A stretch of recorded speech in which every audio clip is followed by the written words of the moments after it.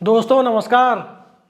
दोस्तों, भारतीय जनता पार्टी के हाथ से पिछले कुछ सालों में राज्य दर राज्य सत्ता खिसकती जा रही है और इस खिसकती हुई सत्ता के लिए बहुत सारे मुद्दों में से जिस एक मुद्दे को सबसे ज्यादा जिम्मेदार माना जा रहा है वो मुद्दा ओल्ड पेंशन स्कीम का मुद्दा है। जी हां, सरकारी कर्मचारियों की उस पुरानी पेंशन व्यवस्था की बहाली का मुद्दा, जिस पेंशन व्यवस्था को 1 जनवरी 2004 से अटल बिहारी वाजपेयी की सरकार ने खत्म कर दिया था और उसकी देखा देखी देश के अधिकांश राज्यों की सरकारों ने खत्म कर दिया। लेकिन 1 जनवरी 2004 के बाद बहाल होने वाले लोगों के लिए जो नई पेंशन स्कीम लाई गई, वो नई पेंशन स्कीम इन कर्मचारियों के मुताबिक, केंद्र और राज्य सरकार के कर्मचारियों के मुताबिक, ये बहुत फायदे का सौदा नहीं रही और फायदे का सौदा नहीं रही, लिहाजा इसके विरोध में प्रदर्शन होने लगे और ये मुद्दा अब एक बड़े चुनावी मुद्दे में तब्दील होता जा रहा है। लेकिन अब जब राजस्थान में अशोक गहलोत की सरकार ने पुरानी पेंशन दे दी, सुखविंदर सिंह सुक्खू की सरकार ने हिमाचल प्रदेश में पुरानी पेंशन दे दी, छत्तीसगढ़ की कांग्रेस सरकार ने पुरानी पेंशन दे दी, झारखंड में हेमंत सोरेन की सरकार ने पुरानी पेंशन दे दी, तो अब जाकर जब पुरानी पेंशन के मुद्दे पर मध्य प्रदेश गंवाने और तमाम कांग्रेस के अंतर विरोधों के बावजूद सरकारी कर्मचारियों के बूते कांग्रेस पार्टी के राजस्थान में बम बम करते रहने की जो खबरें आ रही है, उस खबरों ने भारतीय जनता पार्टी को विचलित कर रखा है और अब जाकर सरकार और वित्त मंत्रालय अलग अलग तरीके से इस पर फॉर्मूला निकालने की माथापच्ची में लगे हुए हैं। क्या है ये फॉर्मूला? इस फॉर्मूले को हम आपके साथ अभी साझा करेंगे, लेकिन उसके पहले हमारी एक विनम्र अपील है कि चूंकि हमने अपना नया चैनल आप लोगों को सच्ची खबरें पहुंचाने के लिए, आप लोगों तक बेबाक खबरें, बिना डरे खबरें पहुंचाने के लिए शुरू किया है, लिहाजा इस चैनल को सब्सक्राइब जरूर करें। जनता से जुड़े हुए तमाम मुद्दे, चाहे वो ओल्ड पेंशन का मुद्दा हो, किसानों का मुद्दा हो, छात्रों का मुद्दा हो, वैकेंसीज का मुद्दा हो, पर्यावरण का मुद्दा हो, अर्थव्यवस्था और महंगाई बेरोजगारी का मुद्दा हो, इन सब मुद्दों के साथ हम आपके बीच लगातार सरकार से सवाल करते रहेंगे और लगातार आपको इन मुद्दों से अवगत कराते रहेंगे। तो चलिए अब ओल्ड पेंशन स्कीम के मुद्दे पर वापस लौटते हैं। ओल्ड पेंशन स्कीम का मुद्दा इतना बड़ा बन चुका है कि दिल्ली में जिसने भी 1 अक्टूबर को सरकारी कर्मचारियों का ऑल इंडिया बेस पर आधारित जो प्रदर्शन देखा है, उस प्रदर्शन के बाद सरकार के होश उड़े हुए हैं। सरकार को बखूबी पता लग रहा है कि केवल 0.9% वोटों की मार्जिन से हिमाचल प्रदेश में 16-17 सीटों का फासला हो गया और सरकार भाजपा की जगह कांग्रेस की हो गई, तो ओल्ड पेंशन स्कीम कितना बड़ा मुद्दा थी। बखूबी ये पता है कि पंजाब में भगवंत मान की सरकार को एक बड़ा बहुमत दिलाने में ओल्ड पेंशन स्कीम ने कितनी बड़ी भूमिका अदा की। ये बात राजस्थान में कितना बड़ा मुद्दा बनती जा रही है, ये बखूबी पता है। लेकिन छत्तीसगढ़, राजस्थान, पंजाब, हिमाचल, सबकी बात आपने देख ली। भाजपा शासित राज्यों में ओल्ड पेंशन स्कीम क्यों नहीं दी जा रही है? यह सवाल बहुत बड़ा सवाल है और यही कारण है कि मध्य प्रदेश में जितने अलोकप्रिय शिवराज सिंह चौहान नहीं हुए हैं, उससे ज्यादा अलोकप्रिय खासकर सरकारी कर्मचारियों, उनके परिवारों और सरकारी नौकरियों का सपना देखने वाले बेरोजगार नौजवानों के बीच नरेंद्र मोदी की सरकार होती जा रही है। और इसका सिर्फ एक मुद्दा है कि सरकार सरकारी कर्मचारियों का ओल्ड पेंशन का मुद्दा सोल्व नहीं करना चाहती, उसका समाधान नहीं निकालना चाहती। लेकिन अब सरकार इस ओल्ड पेंशन स्कीम को लेकर आने वाली है। चर्चा है कि सरकार कभी भी 3 दिसंबर के नतीजे का इंतजार कर रही है और 3 दिसंबर को 5 राज्यों के नतीजे में यदि एक भी राज्य भारतीय जनता पार्टी के हाथ नहीं आए, तो फिर उसके बाद भारतीय जनता पार्टी एक नए फॉर्मूले के साथ सामने आएगी। और वो फॉर्मूला किस तरह का होगा, थोड़ा मैं आपको फ्लैशबैक में लेकर चलता हूं। इनका नाम है राजनाथ सिंह, देश के रक्षा मंत्री हैं। उत्तर प्रदेश का चुनाव चल रहा था, लंबे समय से आर्मी की भर्तियां नहीं आ रही थी और जब आर्मी की भर्तियां नहीं आ रही थी तो इनकी सभाओं में उत्तर प्रदेश में छात्रों ने, नौजवानों ने शोर मचाते हुए पूछा था कि आखिर वैकेंसी कब आएगी। तब इन्होंने आश्वासन दिया था कि वैकेंसी आएगी। नौजवानों ने भर भर कर भारतीय जनता पार्टी को वोट दिए, लेकिन वैकेंसी कैसी आई? वैसी ही वैकेंसी आई जिस पर कैलाश विजयवर्गीय जैसे भाजपा नेता ये कहते हुए नजर आए कि 4 साल बाद इन्हें हम भाजपा मुख्यालय में गार्ड के तौर पर रख लेंगे। जी हां, अग्निवीर नामक स्कीम सामने लाई गई। 4 साल वाली नौकरी, न पेंशन न कुछ, 4 साल के बाद आप सड़क पर। और भारतीय जनता पार्टी के मुख्यालय में गार्ड बनने की तैयारी करें। तो इस तरह की वैकेंसी आर्मी में लाई गई। तो क्या ओल्ड पेंशन के मुद्दे पर भी अग्निवीर जैसा मुलम्मा थमाने की तैयारी हो रही है? और जो मुलम्मा थमाने की तैयारी है, क्या सरकारी कर्मचारी इसे स्वीकार कर लेंगे? जाहिर सी बात है कि सरकारी कर्मचारियों को इसे स्वीकार करने में दिक्कत होगी। लेकिन इस मुद्दे पर पहुंचने के लिए ओल्ड पेंशन और न्यू पेंशन के फर्क को समझना जरूरी है। ओल्ड पेंशन स्कीम जो 1947 की आज़ादी के समय से या उससे पहले से भी चली आ रही थी, 1 जनवरी 2004 के पहले बहाल होने वाले सभी कर्मचारियों को यह पेंशन या तो मिली है या उनके रिटायरमेंट के बाद मिलेगी। उस पेंशन का फॉर्मूला यह है कि जब व्यक्ति रिटायर होता है सरकारी नौकरी से 60 साल, 62 साल, या यदि प्रोफेसर डॉक्टर है तो 65 साल में रिटायर होता है, तो रिटायरमेंट के बाद उस व्यक्ति को जो उसका अंतिम मासिक वेतन होता है, उस अंतिम मासिक वेतन का 50%, वेतन और महंगाई भत्ते का 50%, यदि कोई व्यक्ति की अंतिम सैलरी 1.5 लाख रुपए है तो उसे पहला पेंशन 75,000 रुपए का मिलेगा।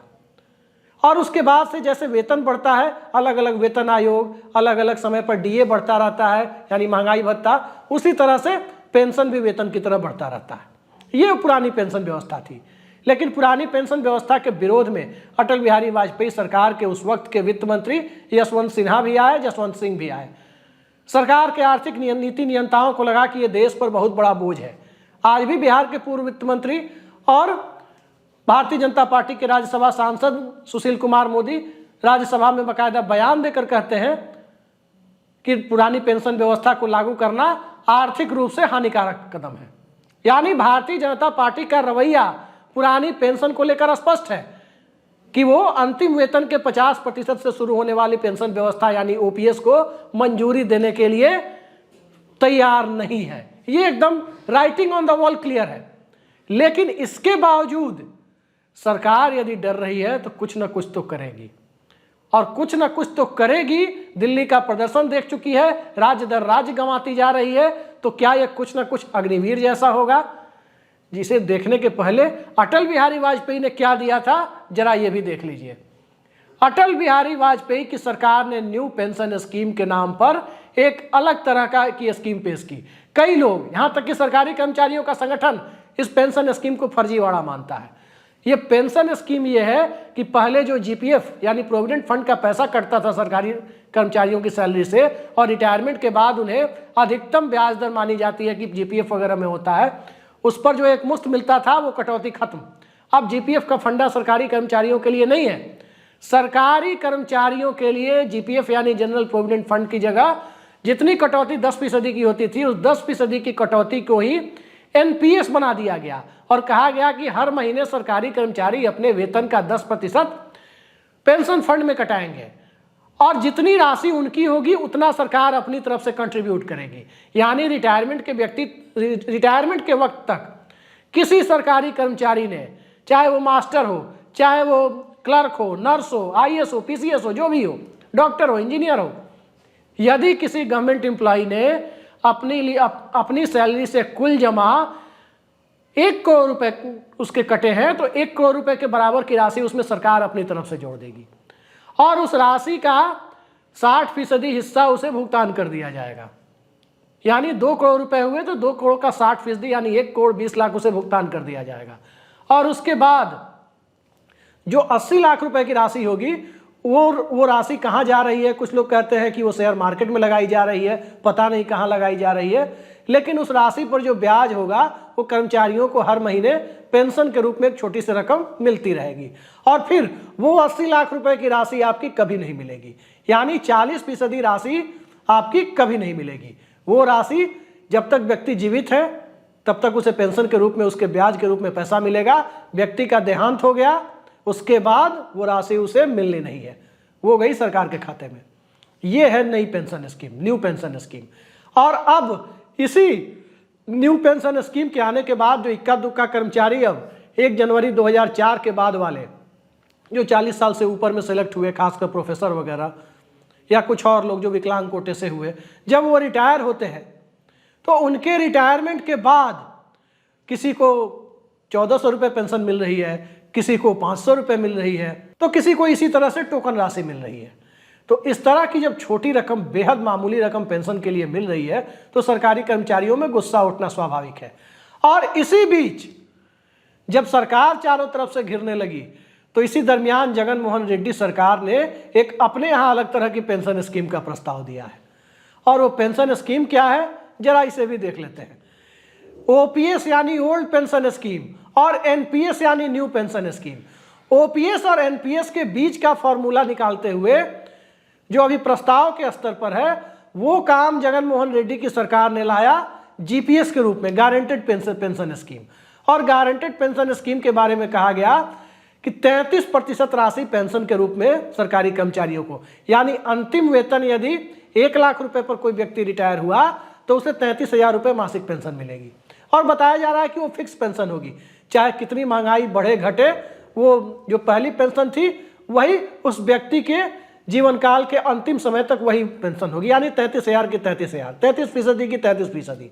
और इसी में एक और फॉर्मूला है कि कर्मचारी 10% कंट्रीब्यूट करेंगे तो उन्हें 33% राशि दी जाएगी, और कर्मचारी अगर 14% कंट्रीब्यूट करेंगे तो उन्हें 40% राशि दी जाएगी, यानी 40% राशि उनको पेंशन के तौर पर दी जाएगी। यदि 1 लाख रुपए सैलरी है तो 40,000, लेकिन इसके लिए उनको हर महीने अपनी सैलरी से, अपने वेतन से 14% रकम सरकारी खजाने में जमा करनी होगी, अपनी सैलरी से कटवानी होगी, तब जाकर के इस तरह का फॉर्मूला लागू हो पाएगा। स्वाभाविक है, आंध्र प्रदेश में इसका विरोध होना था, आंध्र प्रदेश के कर्मचारियों ने इसका विरोध किया और साफ साफ कह दिया कि हमें ओपीएस से कम कुछ भी मंजूर नहीं है, ओल्ड पेंशन स्कीम से कम कुछ भी मंजूर नहीं है। और जब दिल्ली में प्रदर्शन हुआ, सरकार के कान खड़े हो गए हैं। राजस्थान एक ऐसा राज्य दिखाई दे रहा है जहां भारतीय जनता पार्टी बराबर की टक्कर में खुद को कांग्रेस के साथ पा रही है, और उसे लगता है कि यदि बराबर की टक्कर है तो सरकारी कर्मचारियों का वोट, उनके परिवार के लोगों का वोट, सरकारी नौकरी की आकांक्षा पालने वाले छात्रों, नौजवानों का वोट, ये भारतीय जनता पार्टी को राजस्थान की रोटेशन पॉलिसी का फायदा उठाने से, यानी इस बार सत्ता में आने से सरकारी कर्मचारियों का वोट रोक सकता है। इस तरह की चीजें भारतीय जनता पार्टी के दिमाग में अब घर करती जा रही है। और तभी जो सूत्रों के हवाले से खबर मिल रही है कि सरकार ने अग्निवीर की तरह कोई झांसा देने वाली या कोई मुलम्मा देने वाली स्कीम सरकारी कर्मचारियों के लिए पेश करने की तैयारी में है। एक आंध्र प्रदेश का 33% वाला फॉर्मूला भी चल रहा है, और सबसे ज्यादा अंदर खाने चर्चा इसी की है कि सरकार 33% के फिक्स पेंशन के साथ ओल्ड पेंशन स्कीम को मंजूरी दे सकती है, और साथ ही वो 10% जो पैसा कटता है वो जीपीएफ वाली पुरानी व्यवस्था को बहाल कर सकती है। लेकिन सवाल ये उठता है कि 33% की राशि यदि सरकार दे भी देती है, अंतिम वेतन का 33%, यानी अंतिम वेतन यदि 1 लाख रुपए है तो 33,000 रुपये उसको जो सैलरी मिलेगी, पेंशन मिलेगा, वो 33,000 रुपये जीवन पर्यंत उसे मिलेगा। उसमें कोई बढ़ोतरी नहीं होनी है, उसमें कोई डीए का फायदा नहीं होना है, उसमें कोई पे कमीशन का फायदा नहीं होना है। तो आखिर इस तरह की पेंशन की आज भी 33,000 और 20 साल बाद भी सरकारी कर्मचारी यदि रिटायरमेंट के जीवित है तब भी उसे 33% यानी 33,000। तो इस तरह की पेंशन स्कीम को क्या सरकारी कर्मचारी स्वीकार करेंगे? और पेंशन स्कीम का अग्निपथ और अग्निवीर बनाने की कोशिशों को किस तरह से सरकार अमली जामा पहनाने की कोशिश कर सकती है, इसके लिए हमें 3 दिसंबर का इंतजार करना होगा। लेकिन 3 दिसंबर के इंतजार के पहले सरकार क्यों मजबूर हुई है, जरा इसे भी देखिए। उत्तर प्रदेश और बिहार, दिल्ली जैसे हाई डेंसिटी पॉपुलेशन वाले राज्यों का केंद्र सरकार बहुत लोड नहीं लेती। दिल्ली का थोड़ा बहुत ले भी लेती है, क्योंकि दिल्ली में केंद्र सरकार के जो 40-45 लाख कर्मचारियों की कुल संख्या है उसका 10-12 लाख दिल्ली में ही रहते हैं। तो दिल्ली में एक बड़ा वोटर कंपोजिशन है, क्योंकि दिल्ली में एक बड़ा वोटर है सरकारी कर्मचारी। अगर 12 लाख सरकारी कर्मचारी दिल्ली में है तो उनके परिवारीजनों का वोट मिलाकर, उनके परिवार के लोगों का वोट मिलाकर वो 50 लाख का वोट होता है। तो 50 लाख वोट 7 लोकसभा सीटों पर, यानी औसतन 7 लाख वोट हर लोकसभा सीट पर कोई भी सरकार रिस्क उठाने के लिए तैयार नहीं हो सकती है। लेकिन यूपी, बिहार जहां 1000 से ज्यादा जनसंख्या घनत्व है, प्रति किलोमीटर 1000 से ज्यादा लोग रहते हैं, वहां सरकार को लगता है कि एक बूथ पर ही 1500-1600 या 1000 वोट होते हैं। वहां यदि 4 सरकारी कर्मचारी चुनावी ड्यूटी में लगते हैं तो कौन सा बड़ा फर्क पड़ जाएगा। बिल्कुल सही बात है। उत्तर प्रदेश और बिहार के चुनाव में जब तक नेक टू नेक फाइट जब तक बहुत कड़ा संघर्ष ना हो तब तक सरकारी कर्मचारी उस मुकाबले को बदलने की स्थिति में नहीं है। लेकिन जो लो डेंसिटी स्टेट है, जैसे राजस्थान, गुजरात, मध्य प्रदेश, छत्तीसगढ़, महाराष्ट्र, जहाँ पॉपुलेशन की डेंसिटी, जनसंख्या का घनत्व 300 या उससे भी नीचे है, कहीं 250 है, तो उन राज्यों में जहाँ 500 वोटर के लिए, 400 वोटर के लिए बूथ बनाने पड़ते हैं, कई जगह 250 वोटर के लिए बूथ बनाने पड़ते हैं, और इतने कम वोटर्स के लिए जब बूथ बनाने पड़ते हैं तो वहाँ भी पेट्रोलिंग मजिस्ट्रेट 2-3 बूथों पर, प्रिजाइडिंग ऑफिसर हर बूथ पर, first polling party, second polling, third polling officer हर बूथ पर, यानी कम से कम 3 से 4 कर्मचारी हर बूथ पर होते हैं। तो आप अंदाजा लगा सकते हैं कि 250-300 वोटों के लिए जब 3 से 4 कर्मचारी एक बूथ पर तैनात होंगे तो कितना बड़ा फर्क है, कितना बड़ा फर्क हो सकता है, थोड़े कहे को ज्यादा समझिए। और यही वो राज्य है जहां भारतीय जनता पार्टी को 100% सफलता मिलती है। राजस्थान 25 की 25 लोकसभा सीटें, गुजरात 26 की 26 लोकसभा सीटें, मध्य प्रदेश 29 में 28 लोकसभा सीटें, छत्तीसगढ़ 11 में 9 लोकसभा सीटें। इस तरह से जो सफलता लो डेंसिटी पॉपुलेशन वाले राज्यों में, लो पॉपुलेशन डेंसिटी वाले राज्यों में जो भारतीय जनता पार्टी को मिलती है, वहां ये सरकारी कर्मचारी अब गले की फांस बनते नजर आ रहे हैं। दिल्ली जैसे सरकारी कर्मचारियों के शहर में जहां 7 सीटें भारतीय जनता पार्टी के पास है और 10-12 लाख की संख्या में सरकारी कर्मचारी है, 50 लाख के करीब इनके परिवारीजनों का वोट हो जाता है, वहां पर भारतीय जनता पार्टी के लिए गले की फांस बनती जा रही है। भूल जाइए कि भारतीय जनता पार्टी को अरविंद केजरीवाल की वजह से कोई बहुत ज्यादा नुकसान हो रहा है। भूल जाइए कि राहुल गांधी भाजपा को बहुत बड़ा नुकसान करने वाले हैं। यह भी भूल जाइए कि भारतीय जनता पार्टी को जो अलग अलग समाज के दूसरे हिस्सों के प्रदर्शन हो रहे हैं उसका बहुत बड़ा नुकसान हो जाएगा। किसान आंदोलन हुआ था, 13 महीने तक दिल्ली को किसान घेर के बैठे हुए थे, लेकिन क्या हुआ सबने देखा। भारतीय जनता पार्टी को किसान आंदोलन जिस इलाके में मजबूत था, उस इलाके में भी भारतीय जनता पार्टी को बड़ी सफलता मिली। भारतीय जनता पार्टी आज की तारीख में किसी से डर रही है तो सबसे ज्यादा 2 मुद्दों से डर रही है। बेरोजगारी और महंगाई के मुद्दे को उसे पता है कि राम मंदिर के मुद्दे पर बहा ले जा सकती है, चुनावी हिंदुत्व के मुद्दे पर बहा ले जा सकती है। लेकिन जिन 2 मुद्दों से सबसे ज्यादा डर रही है, पहला मुद्दा है जाति जनगणना का मुद्दा, जो समाज के अंदर सब अल्टर्न आइडेंटिटी जिसे कहते हैं, अलग अलग सामुदायिक चेतना, उसको उभार कर ऊपर लाने में बड़ी भूमिका निभा रहा है। और दूसरा मुद्दा है ओल्ड पेंशन स्कीम, कि इस ओल्ड पेंशन स्कीम से सरकार इतनी ज्यादा डर रही है, तो इसके पीछे असली कारण यही है कि आखिर जिस ईवीएम को लेकर तमाम तरह के किंतु परंतु और चर्चाओं का बाजार गर्म होता है, उस ईवीएम के मैनेजमेंट को चुनाव के दरमियान यदि कोई संभालता है, कोई बूथ पर ले जाकर इलेक्शन करवाता है और बूथ से ला करके स्ट्रांग रूम में जमा करवाता है और फिर काउंटिंग भी कराता है, काउंटिंग भी करता है, तो वो सरकारी कर्मचारी होते हैं। और उन सरकारी कर्मचारियों को नाराज करने का जोखिम यदि भारतीय जनता पार्टी ने इस लोकसभा चुनाव में उठा लिया तो इतना बड़ा विपक्षी गठबंधन खड़ा है। नीतीश कुमार और मल्लिकार्जुन खड़गे का एक पिछड़ा और एक दलित चेहरा चुनौती देने के लिए खड़ा है। तो उस परिस्थिति में सरकारी कर्मचारी जिनके हाथ में ईवीएम की पूरी कंट्रोल है, जिनके हाथ में पूरा चुनाव तंत्र सिमटा हुआ है, उस चुनाव तंत्र को नाराज करके भारतीय जनता पार्टी चुनाव जीत लेगी, इस बात को भारतीय जनता पार्टी भी मानने के लिए तैयार नहीं है। और इसी वजह से ओल्ड पेंशन स्कीम के मुद्दे पर, पुरानी पेंशन व्यवस्था की बहाली के मुद्दे पर बीच का रास्ता निकालने, यदि कर्मचारी भी खुश हो जाए, सरकार को भी ढोल पीटने का मौका मिल जाए कि हमने दिया, पुरानी मांग मान ली, और इन सब के बीच चुनाव का नैरेटिव भी गढ़ने का मौका मिल जाए। तो ये कोशिशें जो चल रही है, दरअसल ये कोशिश करने के पहले इस बात को ध्यान में रखा जाना जरूरी है कि सरकारी कर्मचारी 5 किलो राशन की सरकारी इमदाद पर जिंदा रहने वाले लोग नहीं है। सरकारी कर्मचारी एक बौद्धिक चेतना का प्रतिनिधित्व करते हैं और उन्हें अग्निपथ और अग्निवीर जैसी स्कीम और 5 किलो राशन जैसी मुलम्मा देने वाली स्कीम के सहारे वोट में तब्दील नहीं किया जा सकता। उन्हें बखूबी पता है कि हमारा हित कहाँ है, ओपीएस में है, एनपीएस में है, या 33% या 40% की गारंटीड पेंशन स्कीम यानी जीपीएस में है।